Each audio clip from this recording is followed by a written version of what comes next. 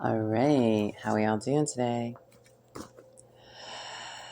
Just for today, June 5th, honest prayer.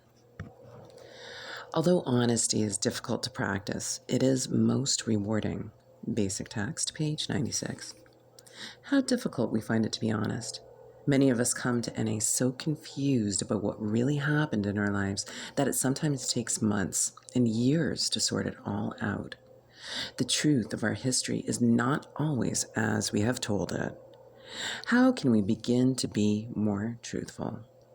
The only way out is through. Many of us find it easiest to be honest in prayer. With our fellow addicts, sometimes we can find that we have a hard time telling the whole truth. We feel certain that we won't be accepted if we let others know us as we really are. It's hard to live up to the terminally hip and fatally cool image so many of us have portrayed. In prayer, we find an acceptance from our higher power that allows us to open up our hearts with honesty. As we practice this honesty with the God of our understanding, we often find that it has a ripple effect in our communications with others. We get in the habit of being honest. We begin to practice honesty when we share at meetings and work with others. In return, we find that our lives enriched by deepening friendships. We find our lives enriched by deepening friendships. We even find that we can be more honest with ourselves, the most important person to be truthful with.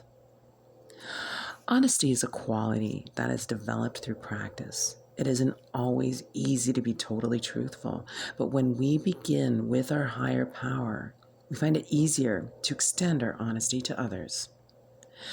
Just for today, I will be honest with God, myself, and others. And Daily Reflections, June 5th. Entirely ready? This is the step that separates the men from the boys. The difference between the boys and the men is the difference between striving for a self-determined objective and for the perfect objective, which is of God. It is suggested that we ought to become entirely willing to aim toward perfection. The moment we say, no, never, our minds close against the grace of God. This is the exact point at which we abandon limited objectives and move toward God's will for us. 12 Steps and 12 Traditions, page 63, 68, and 69. Am I ready to have God remove these defects of character? Do I know at long last that I cannot save myself? I have come to believe that I cannot. If I am unable, if my best intentions go wrong, if my desires are selfishly motivated, and if my knowledge and my will are limited, then I am ready to embrace God's will for my life. And with that, I want to say thank you so much for joining me today. You have a wonderful morning, afternoon, evening, whatever time zone you're tuning in from. And also with that, I'm going to encourage you to like and subscribe if you want more content from this channel, and check out links posted in the description box below to other speaker tapes, other programs, other podcasts, and of course my mixtape all up in there. And as soon as I get to a computer, I will be updating Step 6 homework.